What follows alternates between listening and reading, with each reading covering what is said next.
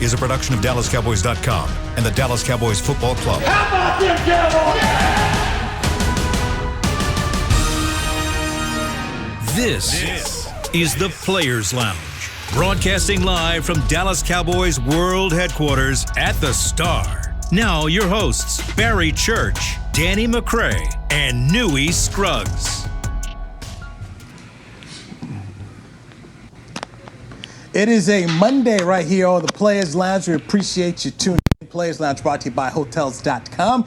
Newy Scruggs, longtime Cowboys reporter, joined by two former Dallas Cowboys safeties, Barry Church and Danny McCray. All three of us predicted a Dallas Cowboys win over the Cleveland Browns, and all three of us were wrong because the Cleveland Browns came in to North Texas and laid it on the Cowboys to the likes of almost 50 points. Gentlemen, how in the world do you explain this? Danny, I'm just going to cede the floor to you, my man. You go ahead. Look, check this out. If you see my outfit, Newy, man, I got on all black, man. It's a funeral going on for the Cowboys right now. It's really ugly. And I'll tell you this, for the rest of the season, I will no longer be doing my picks based on emotion and how much I love the Cowboys since I played for them. I'm going with the rational choice, and they might not get picked to win another game this season. Ooh, this season. You'll pick them this week, and you'll be picking them this week. You'll pick them this week. I absolutely will not. I absolutely. You ain't gonna pick them against JG and them and the hapless Giants. First of all, let's not act like we, the Cowboys, can be like, yeah, we for sure gonna win any game. It don't matter who is against. All right, the Giants play like they play, but we don't play much better. So it's not like it's an easy pick. So yeah, I'm not sure if I'm gonna pick the Cowboys this week against JG, especially since I know he has an axe to grind and a point to prove. Well, look, if you go on with the Giants, I'm definitely betting you on that one because the Giants is terrible. But anyway, back to these Cowboys, man. I mean, this was embarrassing, man. This was embarrassing, man. This was like a manhood game, but they just got it taken away from them. I mean, it was as in the words of Marinelli, who's probably laughing right now. I mean, it was man on man, bone on bone football, and it was just embarrassing what they did to our front seven. I mean, there was times when the Cleveland Browns offensive line would push these guys so far back, the running back wouldn't even get touched within the first 7 yards of his run. And that's just unbelievable. And when you got, I mean, we'll break this down even further, but when you got their third running back on the depth chart, I don't even know the guy's name. I just called him number 30. When that guy, you got the third running back on your depth chart going for, I think he had 13 carries for 95 yards, averaging, 7.3 a rush? I mean, this is crazy. They just grabbed this guy off of the street. He was probably working at McDonald's. They said, hey, you want to run the ball against Dallas this week? Yeah, sure, let me see what I can do. And he went out there and toted that thing. I mean, it was once again another display of terrible tackling out there. I mean, I called for Darren Thompson to get pulled. He got pulled. The young safety Wilson came in there, and he looked just as bad. I mean, he was out there missing tackles left and right. And I mean, I can't even get started on his linebacking core. Joe Thomas, he did fly around. He was the only one that kind of looked like he was worth something out there. I mean, it was just embarrassing overall. And man, don't even get me started on the $20 million man. I mean, this is just ridiculous, man. Go ahead, Newy. This is ridiculous. Well, since you mentioned the $20 million man, Tank Lawrence, he spoke to the media afterwards. And here is Tank summing up the performance as the Dallas Cowboys defense gave up 307 yards of rushing to the Cleveland Browns, who had their top running back, Nick Chubb, injured in the first half. Here's Tank. In my own words, I'll call it soft. We got to hold ourselves to a higher standard. We got to play together as one. And I don't feel like we're holding ourselves accountable, including myself. So I call it soft, and we'll get better from it. In my own words.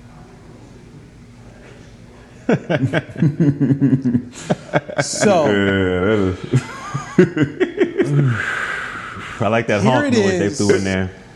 Yes, we had to cover up the cursing. So guys, here's my thing. I feel as though I'm hearing the same player press conferences that I heard last year. We got to be better. It's miscommunications. They hold each other accountable, not meeting the standard. Am I wrong when I say I feel like I'm hearing the same tune? It's different coaches, Not at all. but the players, it's the same old stuff. Same old thing, just a different day. If we get listen, we will just X this out if we just start. Can we get the play with Odell's last play where the game is on the line? Can we just put that on the loop? And I want everybody to see how many people loaf and jog and give up on the play on the most important drive when your offense has brought you back into the game. You won't believe it. I know some people have broken it down, but they didn't point out every single player that did something that looked outrageous and like they should not be playing in the NFL. It is something that you probably will never see again. And this type of stuff did not happen when Marinelli was here because he coached effort. And you would not get away with loafing like this. If there was one thing Marinelli did, he had his guys playing hard and balls to the wall. And that is something that you are not seeing on the field right now. That's minus scheme. That's minus your ability. It takes no talent to hustle and give effort. And we ain't doing it. We ain't doing it at all. And it to this point, it comes down to, play for the name on the back of your jersey. Play for some pride out there. That was embarrassing. If I was on that, you go out there, and not only are you guys missing tackles, but like Danny pointed out, you're just loafing, expecting someone else to make the play. If we look at number 54 here, Jalen Smith, you could see he was just jogging, expecting Alden Smith to make the play, expecting one of those corners or safeties or other people on the field to make the play. And then he realized, oh, snap, let me change gears and try to catch Odell. That is the definition. If Marinelli was still here, that is the definition of a loaf.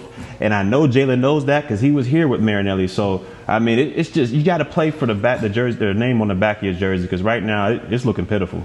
Hello, can we get the video play? Because I also, we see Jalen. I want you to see a few of the defensive linemen. And then I also want you to see our man number 27, the entire play. This is probably one of his worst snaps of his entire football career going back to youth football. CB, can we get this played?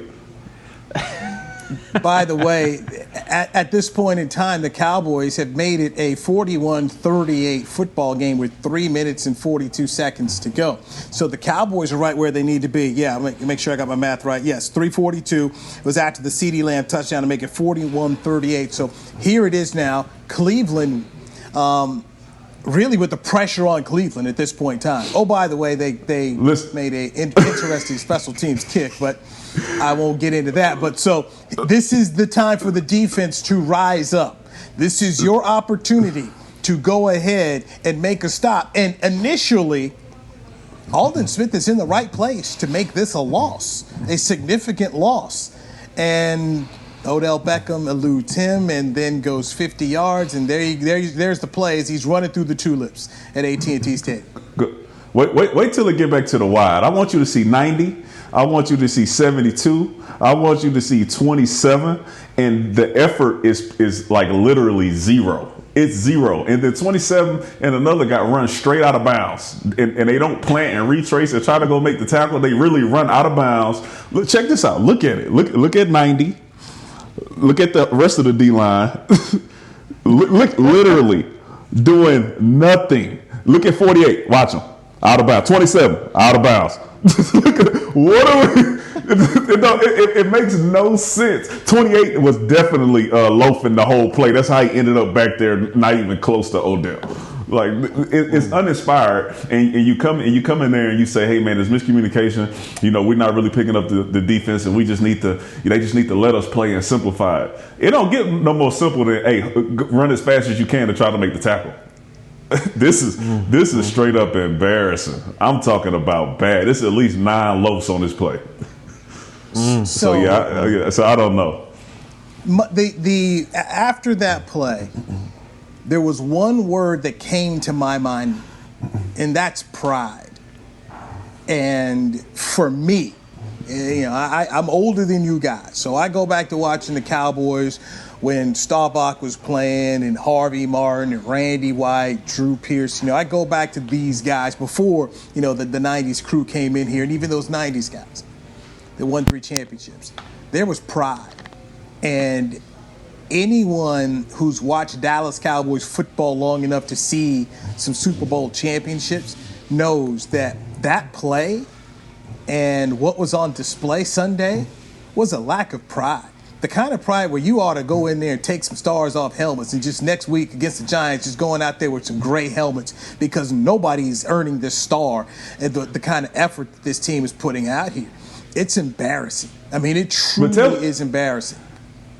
But tell me, how do you get to a point to where, like, listen, I can understand, right? If you getting blew out, you're down by 21, and then that's the play that they run, right? It's like the game's over, everybody ready to go home and packing in. This is a point in the game where if you make the stop, you have a chance to come back and win the game. So pride, I'm like, you don't even have to have pride to do that, right? Because pride is when you get your butt beat and you still go out there and you play for the name on the back of your jersey, you still go. This is at a point in the game where the game ain't even over. You just made one of the greatest comebacks in NFL history again. And then this is the effort that you give on the next snap. Look at 27. He just fell. As I watch, every time I watch this, I'm more confused. I'm more confused on what's going on.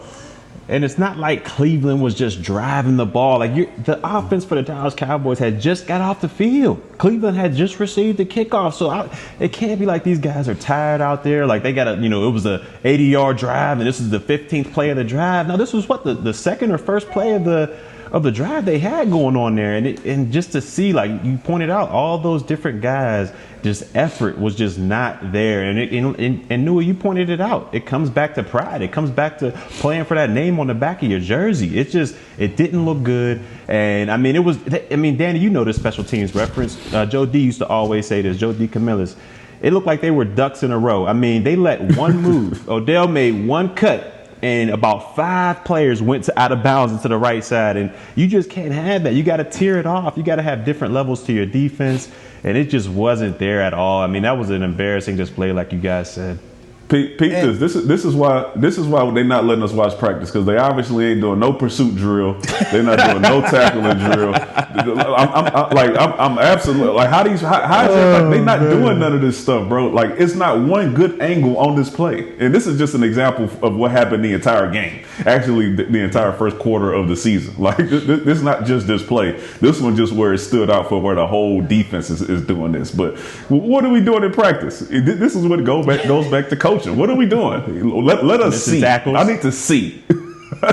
Bad angles, missing tackles. I mean, it's just, you name it. That's what we did it out there on Sunday. I mean, it was just play after play. They just looked lost out there. It was just like they just didn't know where to go. They didn't know where their rush angle was. I mean, once again, receivers are running scot-free out there. It's bad. It's bad news right now. These dudes ain't looked that good in 2 years. How they look to get stuff. Well, Danny, stay with this point. I mean, it wasn't but 2 weeks ago. There was speculation and stories that it was time to trade Odell Beckham Jr. because they didn't know how to use him. He wasn't any good. Remember that? I mean, it was supposed to be a real bad thing going on right now between Baker and Odell and the Browns. It was supposed to be bad.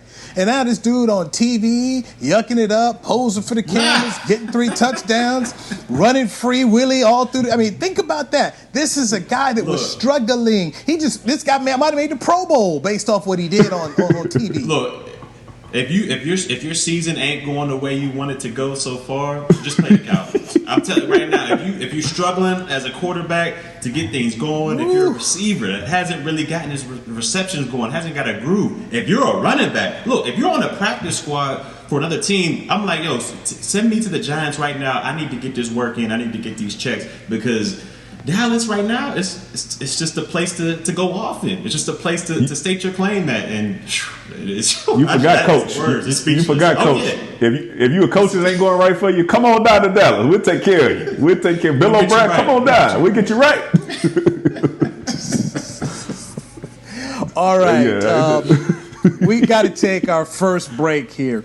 We've got some grades to give out for the Cowboys debacle against the Cleveland Browns. Dallas is now 1-3 with the New York Giants coming to town. In fact, 3 of the Cowboys' next 4 games are against the NFC East. So if you are going to get well and have any opportunity to win the division, this month is the time to do it.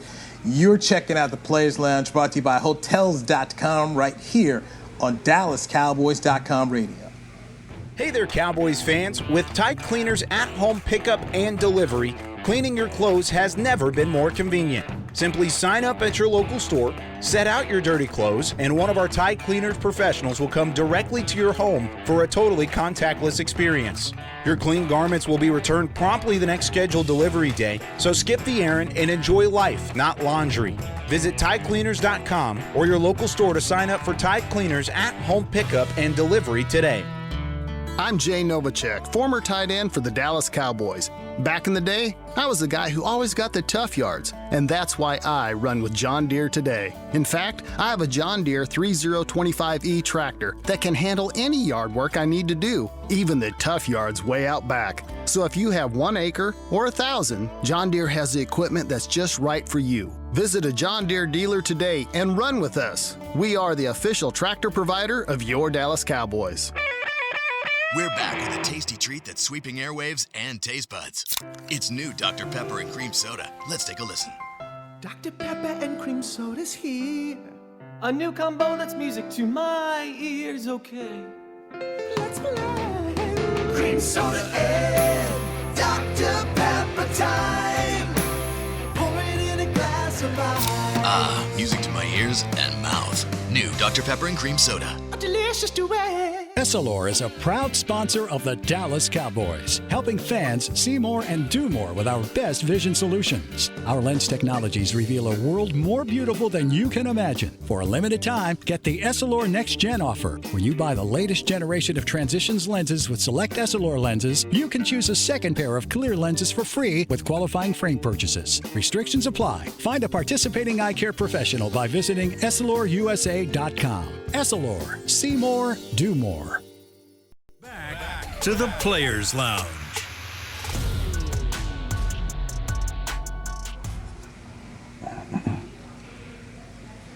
Does your Cowboys fandom go beyond the game? As part of the NFL Fan of the Year contest, they're launching a search for one extraordinary fan of the Cowboys who's a positive influence and inspires others through their love of the game. Visit NFL.com/fan of the year now to learn more and nominate today. The Cowboys take it on the chin, giving up almost 50 points, 49-38, as the Cleveland Browns come to Jerry World for their first victory since 1994, when Bill Belichick came in and the old Texas Stadium and won the game with Nick Saban as his defensive coordinator. The Browns ended up making the playoffs that year. They went 11-5. Beat Bill Parcells and the Patriots in the first round before losing to Pittsburgh in the next round. And the Cowboys, by the way, made the playoffs that year too, went to the NFC Championship game.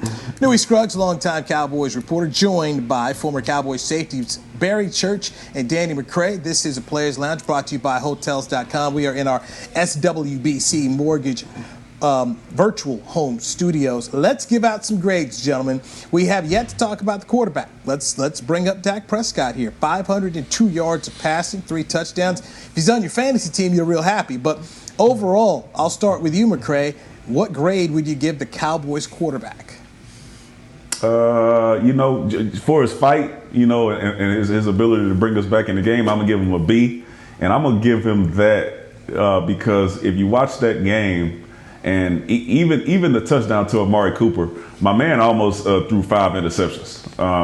He got away with a lot of stuff in that game that he shouldn't have, maybe because he was playing the Browns and they just weren't able to capitalize on those plays. But he was able to bring us back. He gave us a chance to win that game, and he ended this one off with an interception. But I'm gonna give him a B just because he kept us in it, and that's tough to do, especially when you're down 41-14. So he gets a B from me. 4 touchdowns. My bad, was 4 touchdowns. Barry, what are you going to give Dak grade? I'm gonna give Dak a solid C on this one. Like you said, Dan, I got to give him credit for fighting back. He threw up all these godly numbers. They were empty calories, but he put them up there, and he got them back within a striking realm of getting another crazy comeback. But part of the reason they were in that mess is because of him. And like you said, he could have thrown like 4 or 5. If Cleveland's secondary could catch, he would have probably thrown about 4 interceptions out there alone. So for me, I got to give him a C. He did not look great throwing the ball out there. Like I said, he brought him back, but in the beginning part, where was that at when it was 7-7? Where was that at when it was 14-14?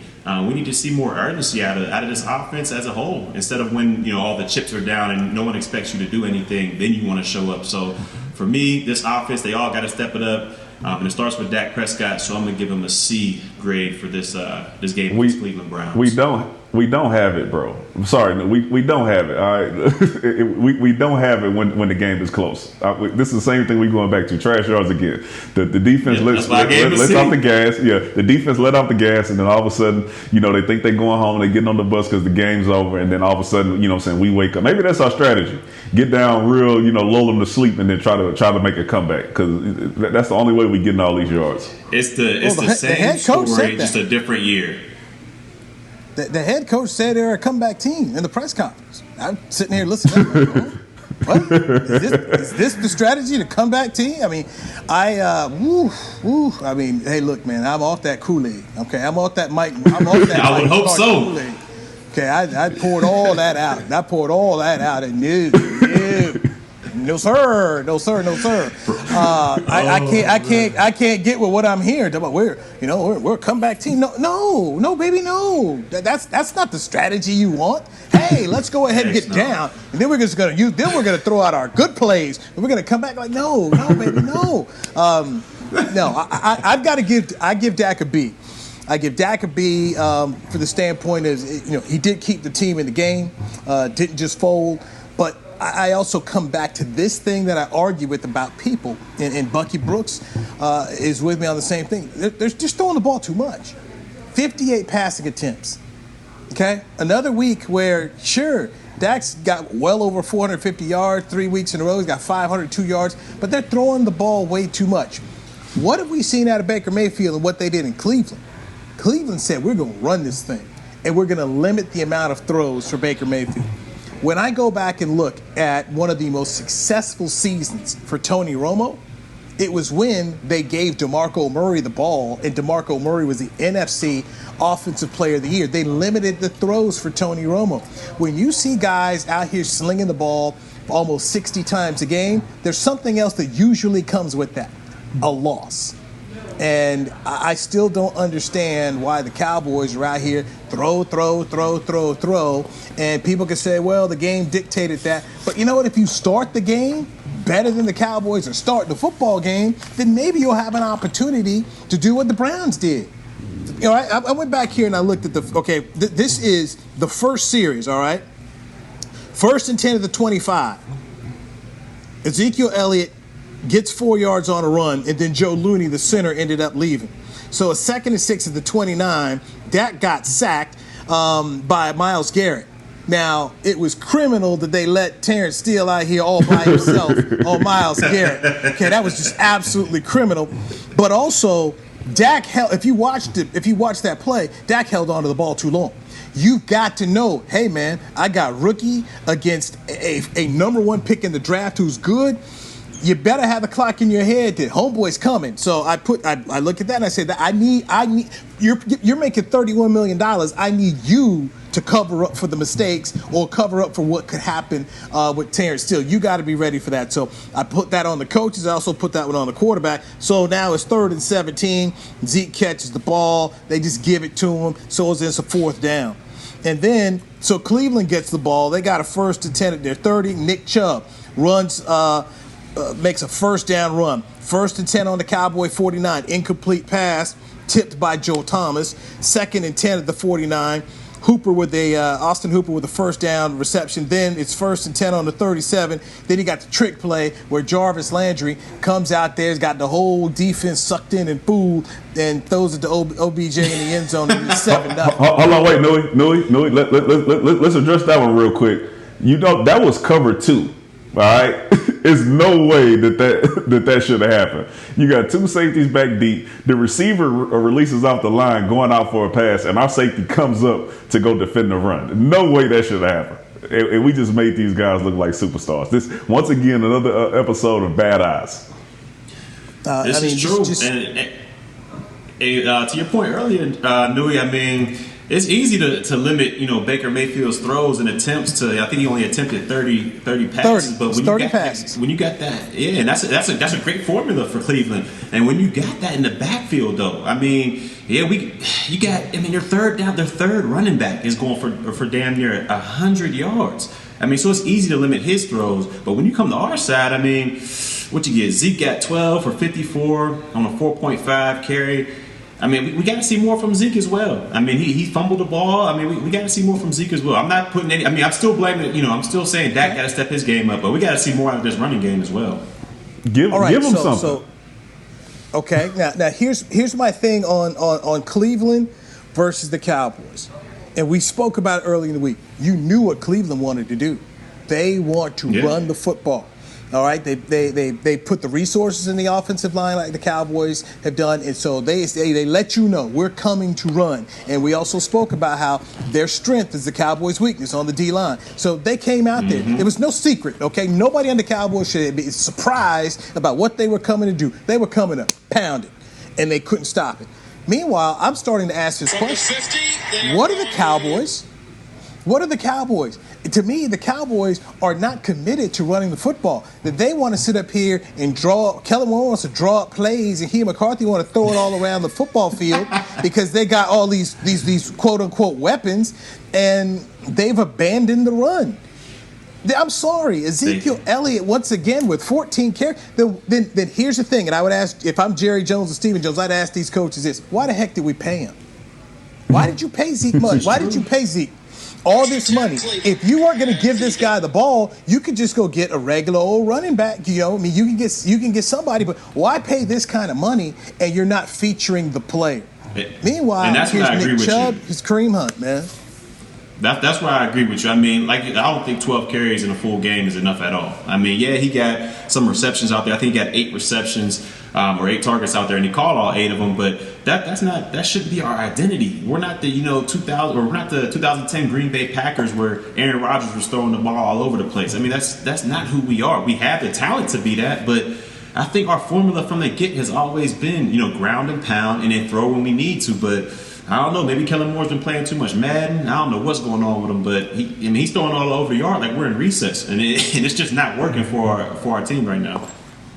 Once again, somebody listen to it. Amari Cooper, Dak, and Zeke should be the only people who touch the ball in the first series of the game. If we could just get that done and show people that that's what we're focusing on, giving Zeke the ball, find a way to get Coop the ball, since starting the game off like that with a long methodical drive, I think that everything changes for us, but we're just set on not doing that, not focusing on our big time money players that we pay to go out there and have production. Well, now, okay, all right, you bring that up. Now, the first series, okay, it was all 21, all right? I mean, you start 1st and 10 to 25 was a Zeke run. The sack killed him, okay? That sack killed him, and so on 3rd and 17, it was Zeke. So the next time they get the ball after the Odell Beckham Jr. trick play touchdown, it's 1st and 10 at the 12 because your boy on the kickoff was lost. Tony Pollard on that kickoff. Oh gosh. I mean, what is he doing back there? Boy, what is he doing back there? Death taxes and Tony Pollard on these kickoffs, boy. So it's 1st and 10 at the 12. And it's a Dalton Schultz 25-yard catch for a first down. 2nd and 10 at the 37. They run Zeke for 3 yards. 2nd and 7 at the 40.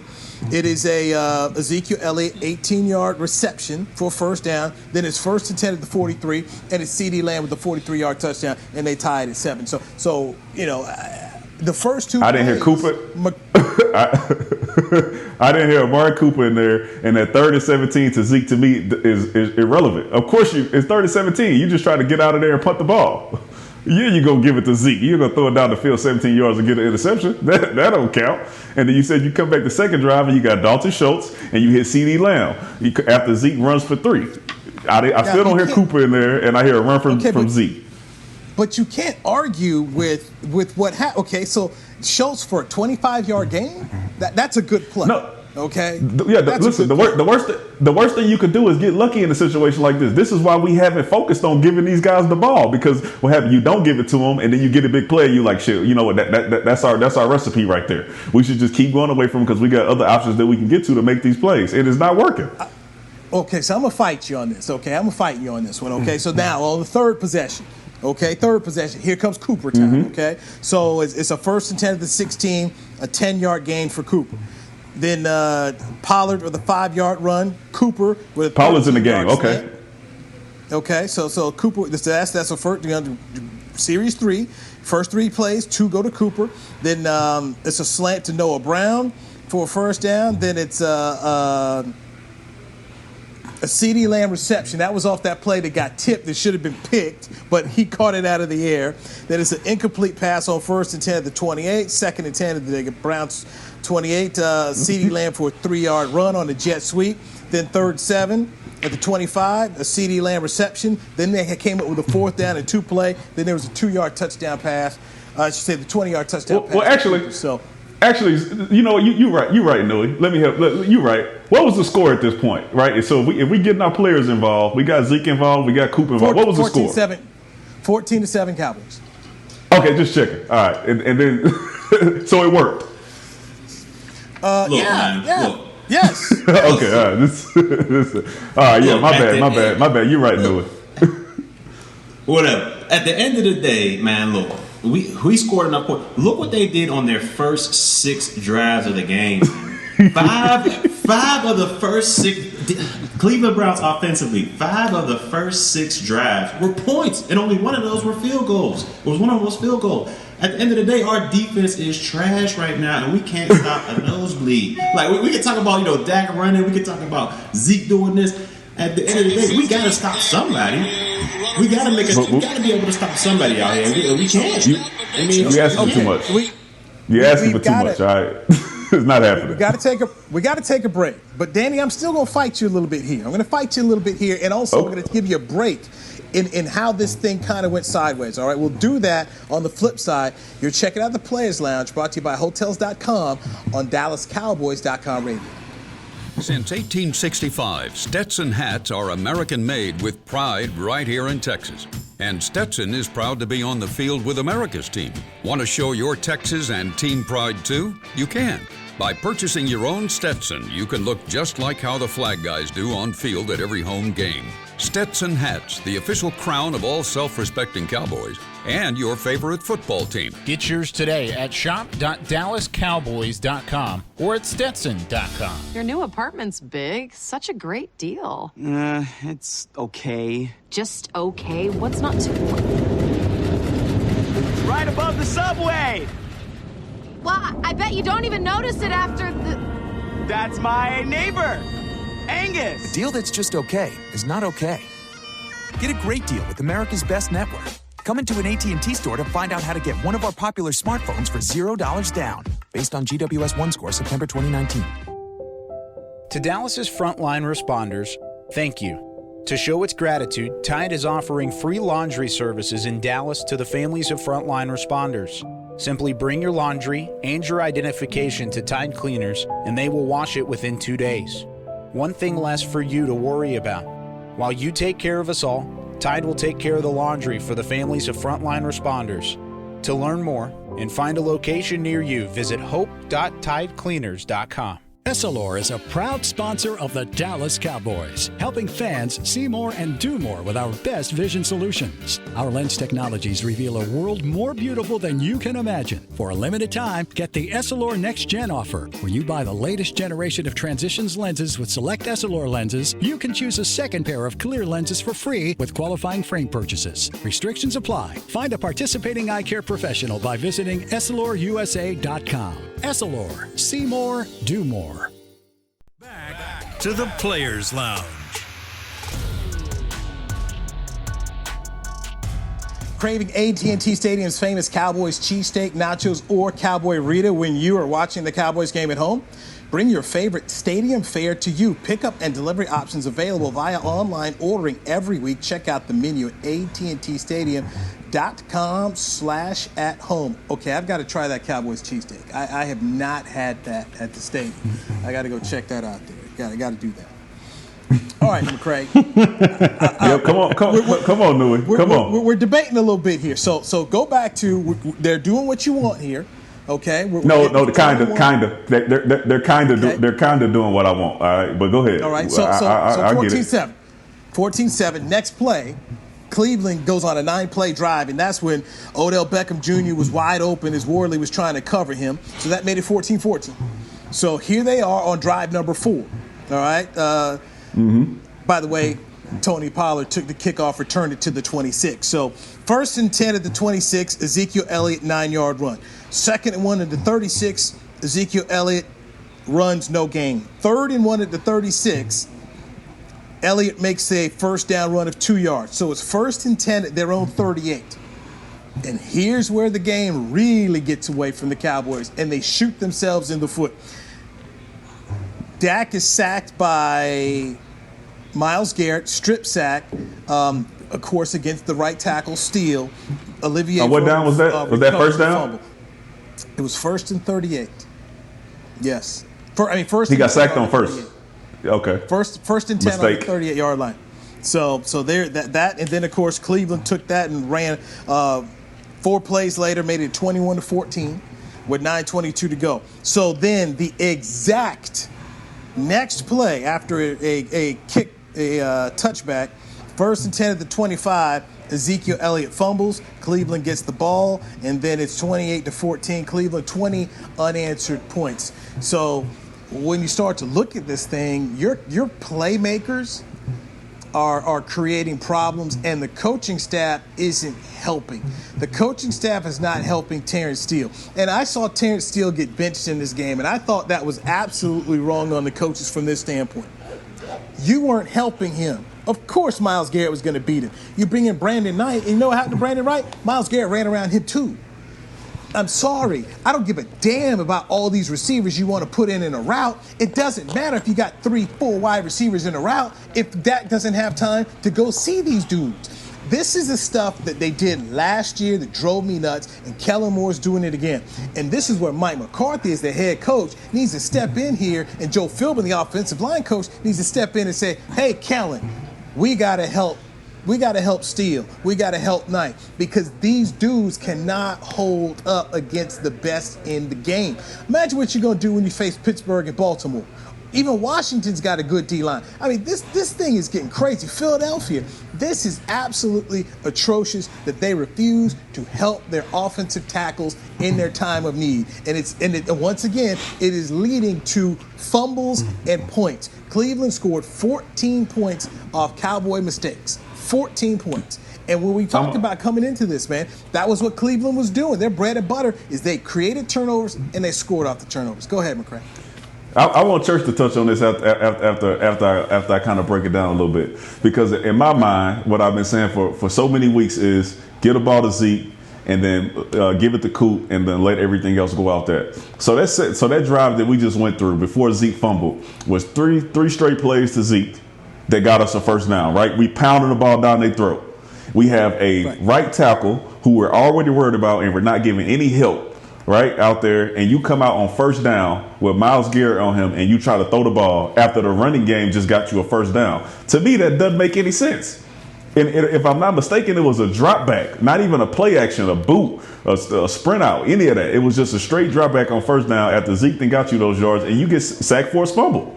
To me, that just doesn't make sense. It's not smart play calling, and it's not working to the advantage of what you're doing, and that's kind of exploiting your own disadvantage by having that guy out there on Myles Garrett. That's just not smart play calling. I agree. I mean, I'm not fighting you on that. You're there 100%. I mean, and this is an MO, and this is a question I'd love to ask Mike McCarthy. He's got his press conference coming up today. What is your philosophy on trying to protect a weakness? You've got a wart. You know your right tackle spot is bad. You saw it last week against Seattle, and now you're bringing in a premier pass rusher and you do this, I don't get it, Danny. I mean, that's my thing is I don't get this philosophy of not helping these guys because you want more dudes in a route.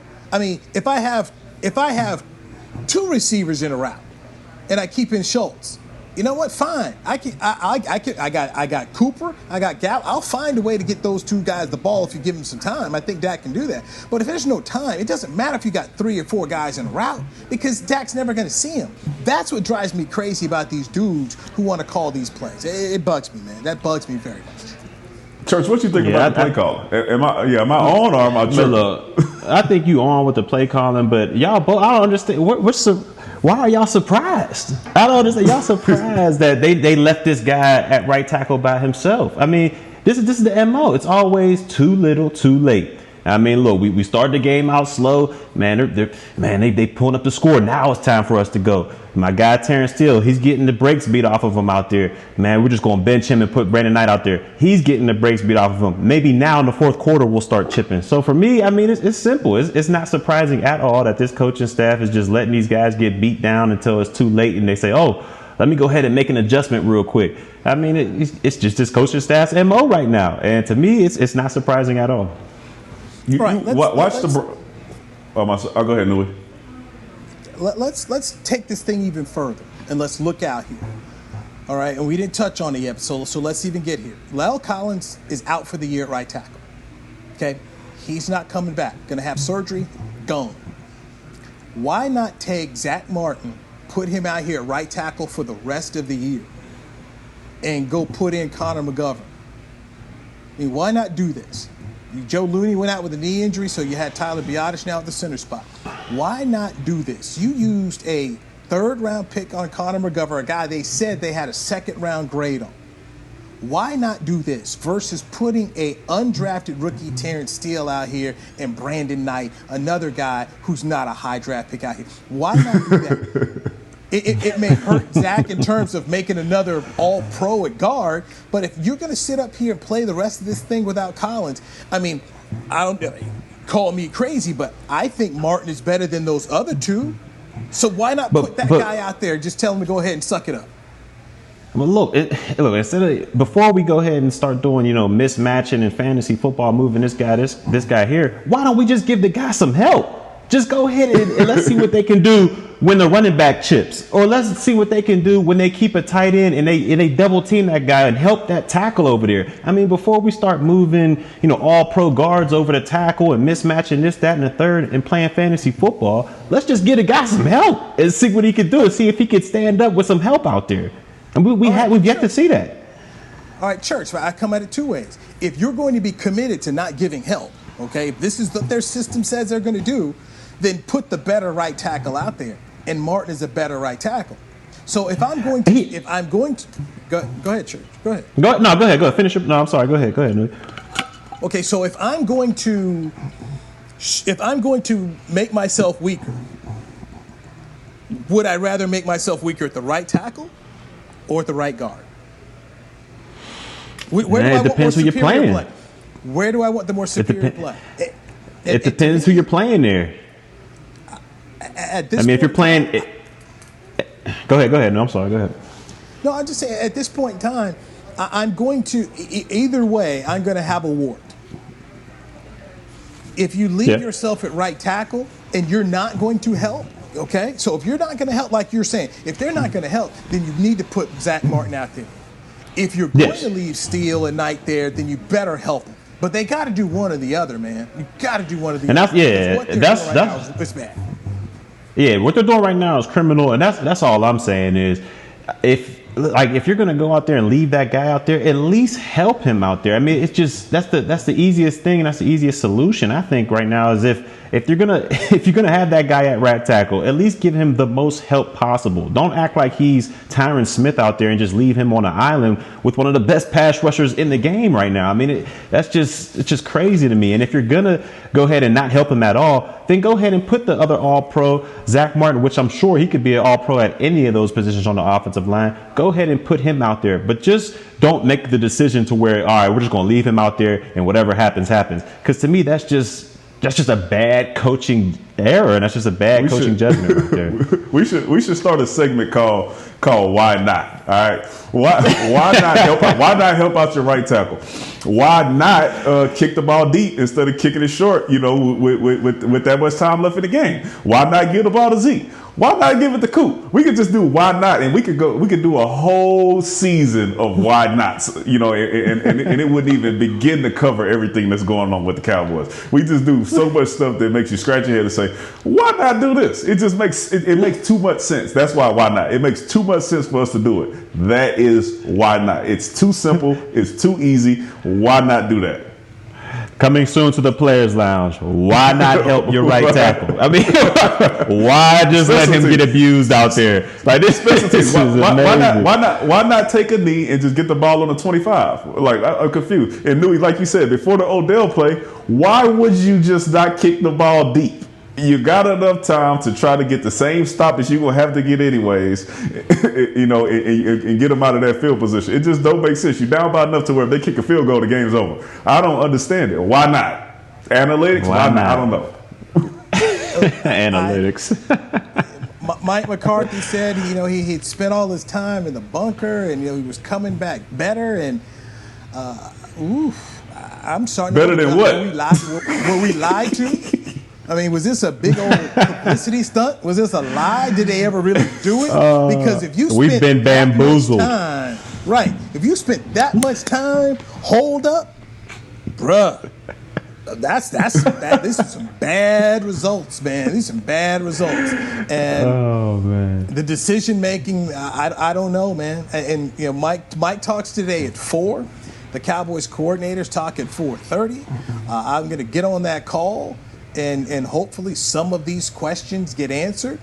But I do feel bad for Terrence Steele and Brandon Knight because the Cowboy fan was on social media, oh, this dude stinks, these guys are cruddy, It's not their fault. They are who they are. Don't blame them. Blame the dudes who put them out there and didn't try to protect them as well.